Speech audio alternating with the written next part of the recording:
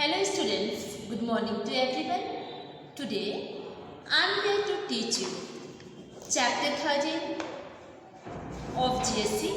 Today we will study about this chapter, alerts. In this chapter we will study how does the natural processes become sometimes as natural calamities. About that we will study. The Earth is a dynamic planet with complex internal and external flows of energy that produces natural processes. One thing I want to make you clear, here we have used the term natural processes. What does it mean? Natural processes means the process which happens by nature, or itself. That process is called the natural processes. Sometimes we feel that earth is shaking. We feel, that is earthquake and other things about that we will discuss in this chapter. And these natural processes sometimes become natural calamities when they adversely affect humans and their property. When they adversely means in bad way, when they affect our humans and our property, then they are called as natural calamities. The Earth's crust is made up of huge slabs, and that huge slabs are called plates. What they are called? They are called as plates.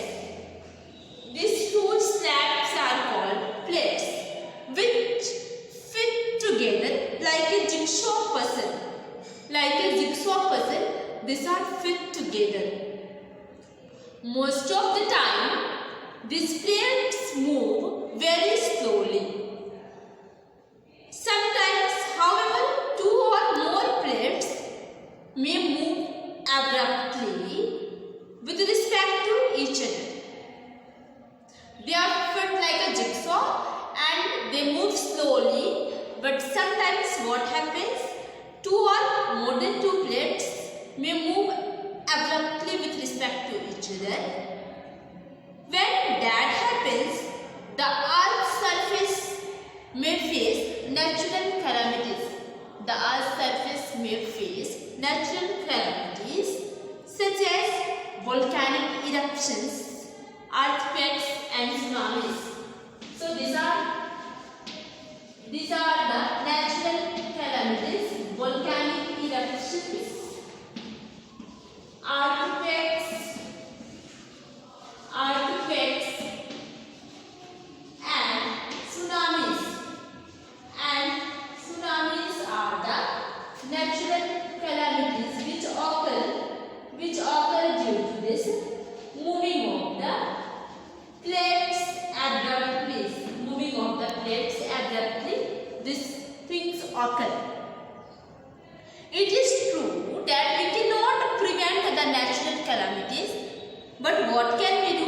We can take precautions to minimize their effects. We can take certain precautions in order to minimize their effects. Okay? So, what are the precautions we must take and what are the natural calamities? How do they occur? Means these natural calamities we will discuss in detail. First of all, we will discuss about these volcanic eruptions. But before studying about the volcanic eruptions, let's study what is a volcano. What is a volcano? We can see that this term volcanic eruptions comes from the volcano itself. Means one idea we can make about the volcanic eruptions, that this process occurs in volcano. A volcano is a mountain that opens downward to a pool of molten rock. Have you seen the ice cream which you are eating during the summer days? Yes, volcano is just in that shape, like this. This is a mountain that opens downward. We can see the opening downward to a pool of molten rock, and here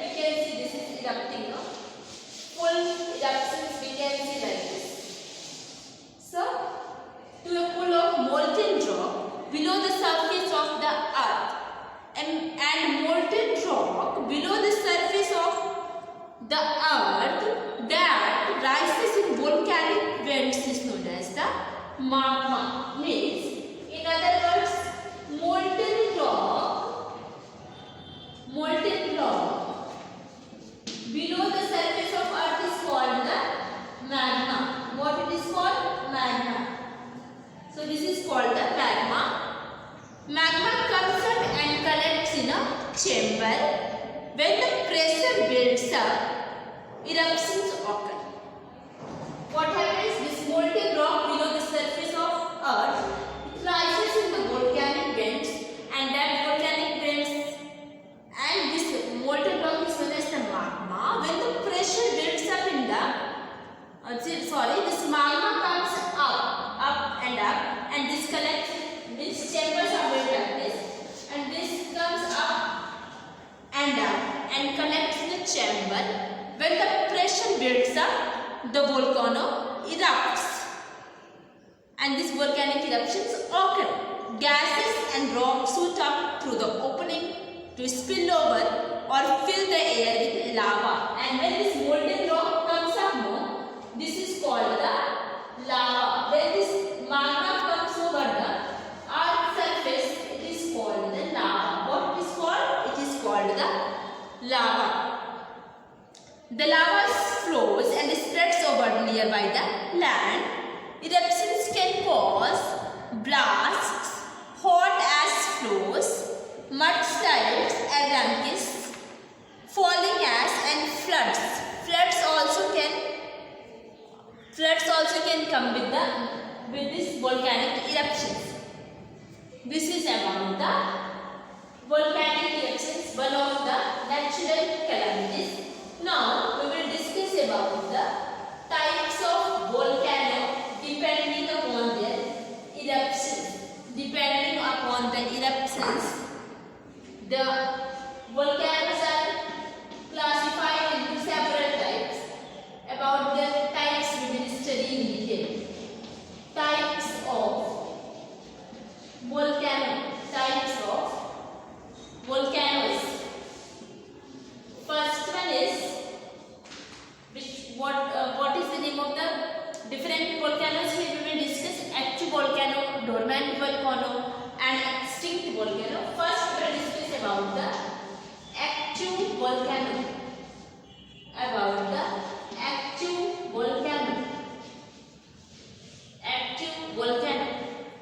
The volcanoes that erupted recently and may erupt again soon are called active volcanoes.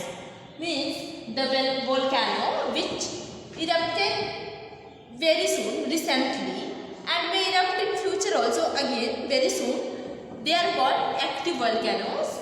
There are approximately 500 active volcanoes in the world today. We are telling this number 500 only in the seas and oceans, not underneath the oceans. If we count the number underneath the oceans, it will be more. And one of the examples of the active volcano is Mount Etna, which is located in Italy. Mount Etna, this is located in Italy, and this is one of the most active volcano in the world. Now we will discuss about the dormant volcano.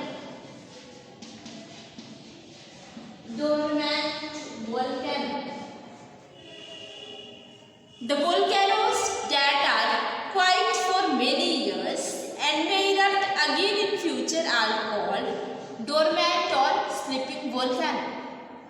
The volcanoes that have not erupted for many years but they may erupt again in future are called dormant or sleeping volcanoes. One of the example of dormant volcano is Mount Mauna Kea. This Mount Mauna Kea is located in USA. Mount Mauna Kea, this is located in USA. Which islands? Hawaiian Islands. This is located in Hawaiian Islands, Mauna Kea. Now, next type of volcano is extinct volcano.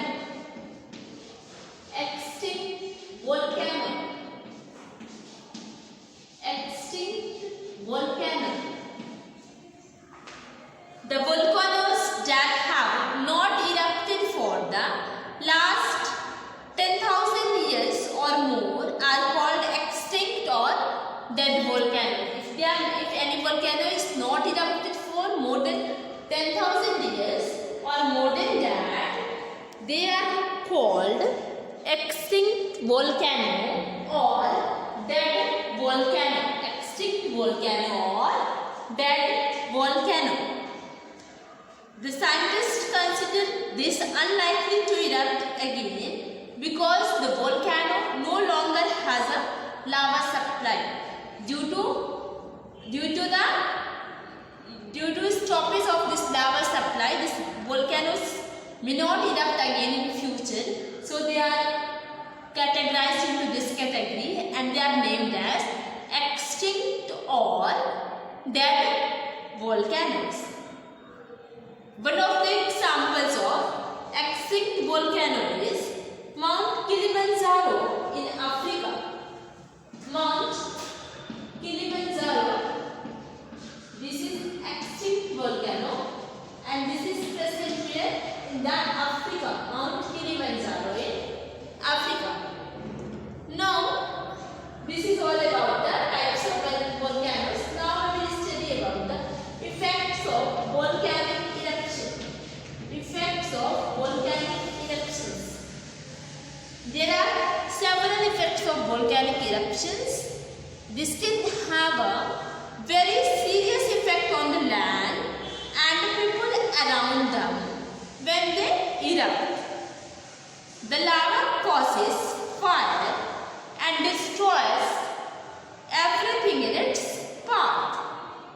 Buildings are destroyed and people are made homeless. Clouds of ash cover the plants, making them inedible. Means what happens when these volcanic eruptions occur? No? The lava causes fire and whatever comes in its way is destroyed. Buildings are also destroyed and due to destroying of these buildings, people become homeless. Clouds of this ash cover the plants and that become useless, inedible. Poisonous gases kill people and animals. Due to this volcanic eruptions, poisonous gas is produced and that poisonous gas kills people and animals.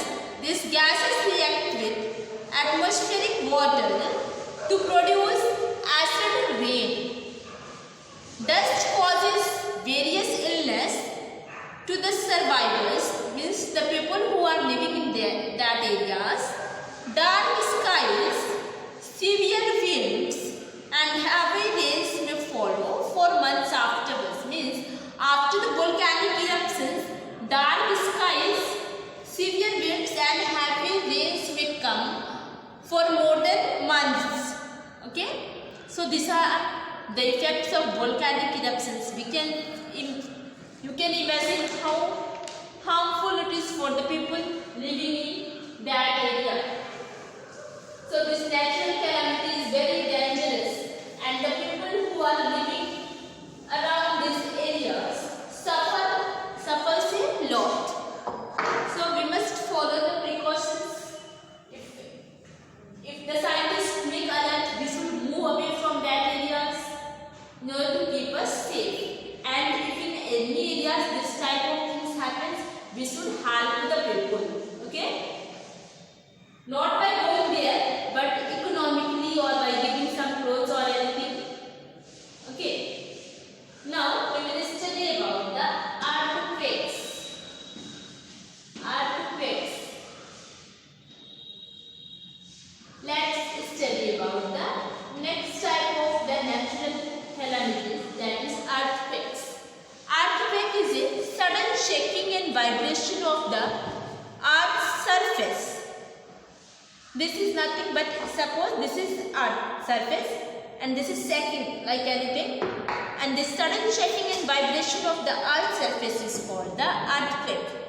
Earthquakes occur when the moving tectonic plates that make up the surface of the earth move apart or bump into each other. Either these plates move other, go into each other or slide under each other. This earthquake occurs. The location inside the earth where an earthquake originates is called focus. What it is called? Focus.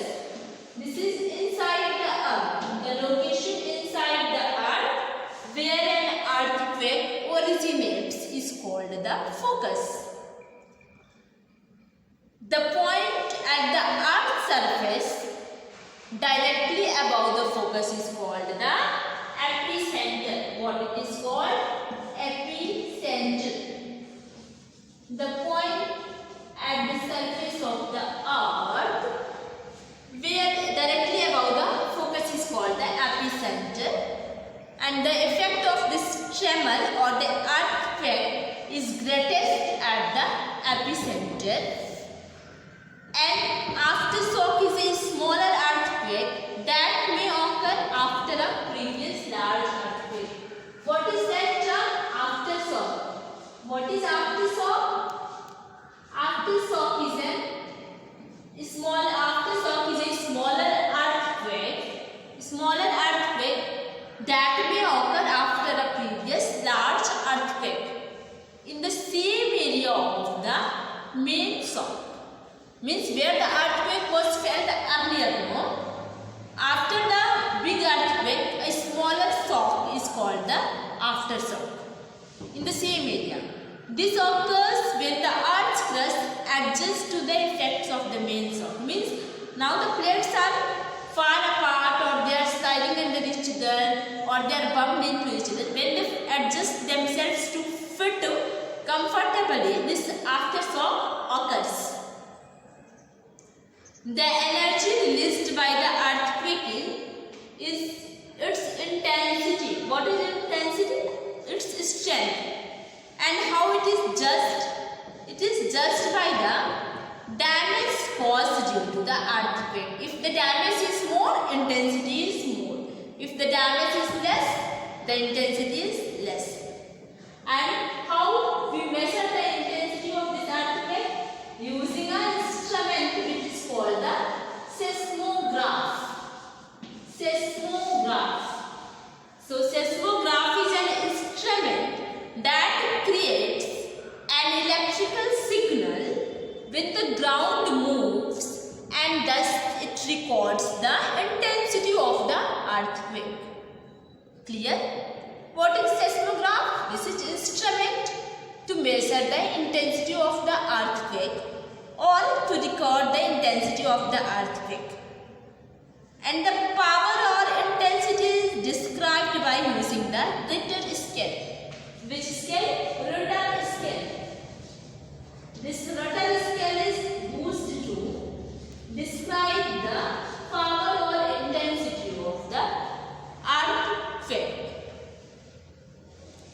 The Richter scale has 8 levels. The lowest or 1 indicates that a quake that is almost not felt. And level 8 indicates a very strong earthquake. 2011 Sikkim earthquake measuring 6.9 on the Richter scale was felt across northeastern India, Nepal, Bhutan, Bangladesh and southern Tibet. The epicenter of the quake was just 64 km northwest of Gangtok. The strong shaking caused significant building collapse, mudslides and loss of life. One example is given that in 2011 in the Sikkim earthquake was felt, and that was recorded 6.9 meter on the Richter scale. 6.9 meter on the Richter scale, and it was felt across the northeastern India, Nepal, Bhutan, Sikkim, Bangladesh and southern Tibet. And where was the epicenter of that earthquake?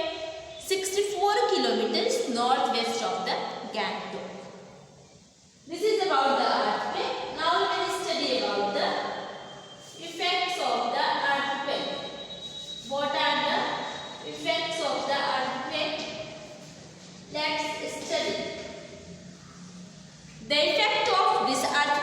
greatest at the epicenter. Maximum destructions occurs at and around the epicenter. Within no time, the houses collapse, roads, bridges are damaged, and thousands of people die. Very high intensity earthquakes damage the entire city and town.